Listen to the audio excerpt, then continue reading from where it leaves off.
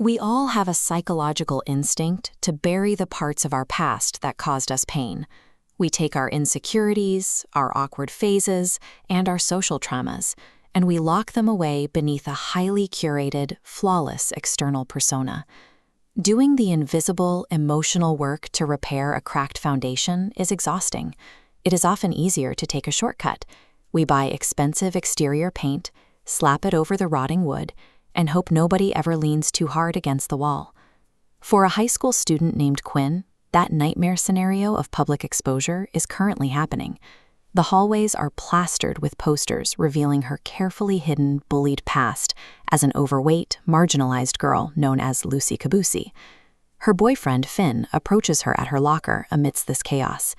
He doesn't attack her or accuse her of deception. He simply offers a bid for connection, asking her to explain. Quinn's immediate reaction is to panic, but she doesn't panic about losing Finn's love. She tells him that because the posters are up, she will never get elected prom queen. Her panic is tied entirely to an external metric of status, revealing that her polished identity is a transactional survival mechanism designed to guarantee her safety. When Finn presses her, Quinn describes her transformation from Lucy to Quinn like a mechanical checklist for a corporate rebrand. She lists joining ballet, using acne medication, getting a surgical men's job, and legally adopting her middle name. She traded her bullied self for standardized physical perfection and social status. Because she suffered intense bullying, her brain learned a harsh lesson. Being herself was dangerous. So she bypassed the process of actually processing her trauma and developing internal resilience. She simply amputated her past. This specific coping mechanism requires relentless maintenance. If you know your internal floorboards are rotting, your entire life becomes an exercise in resource guarding the front door. You spend every waking second in a state of hypervigilance, terrified someone will look too closely. You cannot sustainably murder a piece of yourself and replace it with a cosmetic upgrade. The trauma doesn't vanish. It stays hidden beneath the surface, ensuring that the maintenance of the facade remains a constant defensive struggle. This hypervigilance explains Quinn's behavior toward her rival, Rachel. Rachel is contemplating a surgical nose job to look exactly like Quinn. Finn connects the dots in real time. Quinn is actively encouraging Rachel to replicate a nose that isn't even biologically hers. Quinn defends this by claiming she is acting as a supportive mentor.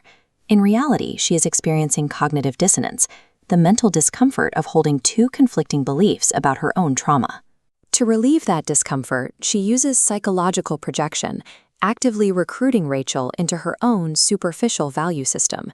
If she convinces someone else to go under the knife, it provides retroactive validation for her own choices. Normalizing her trauma requires the environment around her to physically reflect her decisions. Finn sees through this recruitment and administers the mirror test. He asks Quinn what the old, bullied Lucy would think of the current, popular Quinn. He lists the exact cruelties, slushies in the face, degrading bathroom graffiti, that Quinn and her cheerleading friends now inflict on other students. Finn then contrasts Quinn's passive cruelty with Rachel's resilience. Despite her flaws, Rachel historically accepted her physical appearance and offered Quinn support, even when they were rivals.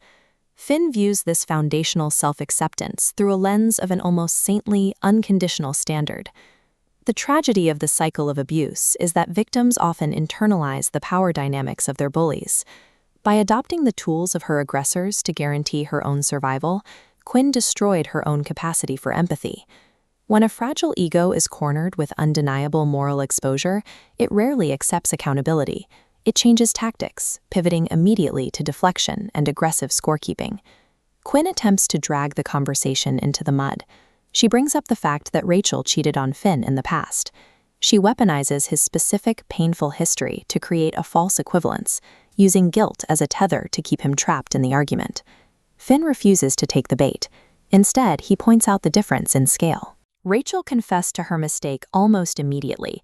Quinn, on the other hand, sustained a calculated lie, tricking Finn into believing she was pregnant with his child for months. Finn then makes a move to break the cycle.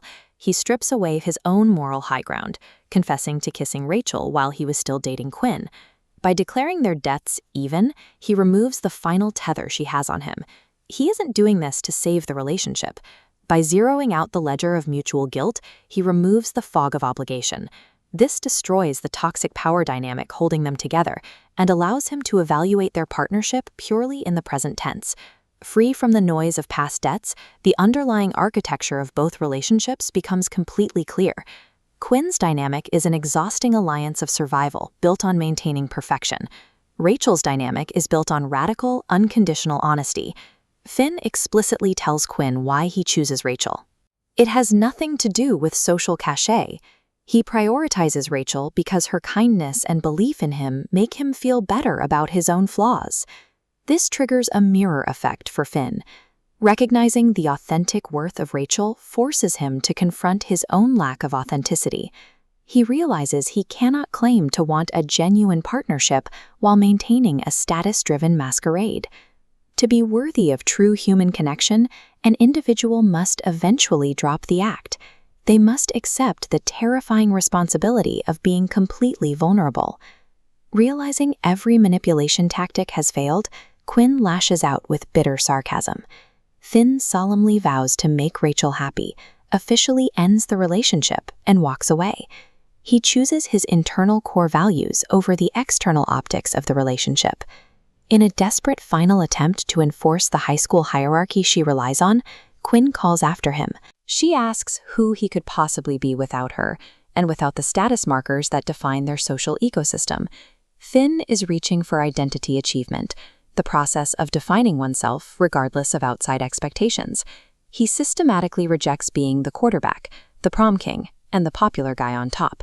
He decides he is just Finn. We can easily judge teenagers for their dramatic defense mechanisms, but look closely at your own life, your own office, and your own social circles. Where are you performing rather than living? Where are you prioritizing the safety of a curated facade over the liberation of the truth?